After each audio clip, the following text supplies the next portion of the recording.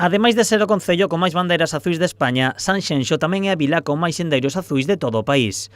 O concello, xunto con representantes do sector turístico e de ADEAC, realizaron este martes o acto simbólico de izado das bandeiras.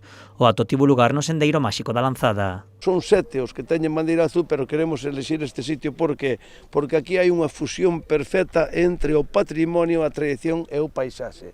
O patrimonio, témolo aquí, que saben que esta zona é maravillosa. Aquí está parte da historia de Galicia. Aquí está escrito máis de medio libro da historia de Galicia. Eso non digo eu, eso dice Rafael Rodríguez, que é un arqueólogo moi importante na nosa provincia, non? O paisaxe, xa ven ustedes, non teño nada que dicir, están comprobando ustedes. E a tradición é que temos aquí a tradición famosa, Pepe, que tú lo sabes, de las 9 olas, vale, e ya non lo vou explicar outra vez, e por tanto esa fusión creo que el nombre va perfecto con el sendero.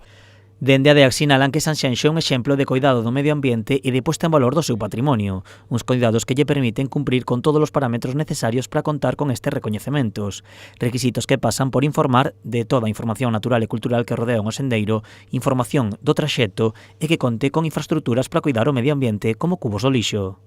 Información sobre cuánto tiempo se puede tardar, en función si hay muchas alturas o pocas o dificultades o tal. Y evidentemente el sendero tiene que estar bien conservado y en algún momento tiene, por lo menos un sendero del municipio, tiene que tener accesibilidad. Porque también queremos que las personas que no les queda más remedio que ir en silla de ruedas o personas ciegas puedan también transitar por los senderos.